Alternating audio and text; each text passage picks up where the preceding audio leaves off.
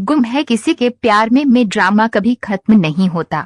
इस शो में दिखाए जा रहे भोसले हाउस में कुछ न कुछ होता रहता है। बीते एपिसोड में देखने के लिए मिला था कि सवी यह बात सुनकर शॉक्ड हो जाएगी और ईशान से बात करने जाएगी। शुक्ला जी सवी को रोकेंगे और कहेंगे कि वे कुछ और काम कर लेंगे। सवी ईशान पर चिल्लाएगी, वह बात नहीं करेगा तो उसकी गाड़ी पर पत्थर मारकर शीशा तोड़ देगी। आज की एपिसोड में आप देखेंगे कि रीवा घर लौट आती है। Swati happy birthday to you Riva गाती है और उसके लिए एक केक पेश करती है। रीवा खुश महसूस करती है और कहती है कि वे अपने हर जन्मदिन पर ठीक 12 बजे केक लाती है और पूछता है पापा कहाँ हैं।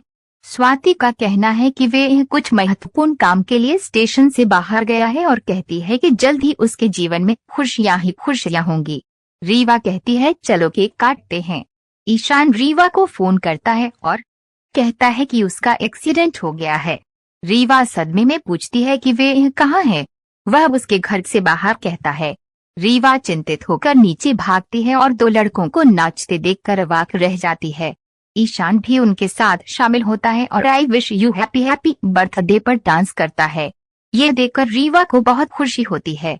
ईशान उसे जन्मदिन की शुभकामनाएं देता है, उसके लिए केक लाता है, स्वाति को अपने साथ शामिल होने के लिए बुलाता है और रीवा को केक काटने के लिए कहता है। सीरियल में आगे देखने के लिए मिलेगा कि रीवा ने देखा कि उसकी कार का शीशा टूटा हुआ है और पूछती है कि ये कैसे टूटा। ईशान कहते हैं कि चलो इसके बारे में चर्चा नहीं करते हैं। रीवा पूछती है कि क्या सावी ने ऐसा किया। ईशान पूछता है कि उसने सावी का नाम क्यों लिया और उसका मूड क्यों खराब किया।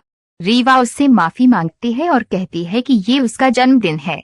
ईशान मुस्कुराता है, वह मोमबत्तियां जलाती है। ईशान को सावी द्वारा समाचार पत्र जलाने की याद आती है। एक भी मोमबत्ती नहीं बुझती। रीवा व्यर्थ प्रयास करती है। स्वाति ने उसे फेंक दिया। रीवा केक काटती है और उससे उपहार मांगती है। ईशान का कहना है कि उसे कल अक्षय तृतीया पर उसका उपहार मिलेगा। अगली सुबह सावी अपनी दुकान पर भगवान से प्रार्थना करती है और कहती है कि आज अक्षय तृतीया है, लेकिन उसके पास सोना खरीदने के लिए पैसे नहीं हैं और इसलिए वह उसे पीला कपड़ा चढ़ा रही है। शुक्ला ने उसे बताया कि रिपोर्टर ने अपने समाचार पत्र में उसकी तस्वीर के साथ उसकी खबर छापी है। अब हर कोई उसके प्रति भोसले परिवार के अत्याचारों को जान जाएगा। आगे देखने के लिए मिलेगा कि रीवा भोसले से मिलने जाती है।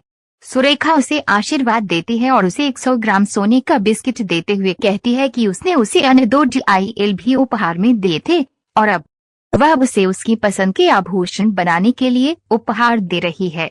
रीवा पूछती है कि इसकी क्या जरूरत थी। सुरेखा कहती है कि ये उसका अधिकार है। चिन्मय समाचार पत्र के साथ अंदर आता है और कहता है कि उसके अलावा एक और व्यक्ति है जो खुलकर यशवंत का विरोध कर सकता है। यशवंत ने उससे पूछा कि उसका क्या मतलब है। चिन्मय ने लेख का शीर्षक पढ़ा, भोसले परिवार का उनके DIL के प्रति अत्याचार। निश्री पूछती है कि ये फर्जी खबर किसने छापी। चिन्मय पढ़ना जारी रखता है कि कैसे ईशान ने सावी को फर्जी प्रश्न पत्र लीक कांड में फंसाया, कैसे यशवंत ने उसे घर से बाहर निकाला आदि। यह सुनकर भोसले हैरान रह जाते हैं। सवी ने लेख पढ़कर चौंका दिया। शुक्ला की पत्नी ने फर्जी खबर छापने के लिए रिपोर्टर को कोसा। छात्र चर्चा करते हैं कि सवी ने हद कर दी। पहले वे अपने कॉलेज के बारे में सकारात्मक खबरें सुनते थे, अब केवल नकारात्मक खबरें सुनते हैं। चिन्मय ने यशवंत को ताना मारा कि वे अपने घृणित कृत्यों के लिए भुगतान कर रहा है। यशवंत गुस्से में चिन्मय का कॉलर पकड़ लेता है और उस पर आरोप लगाता है।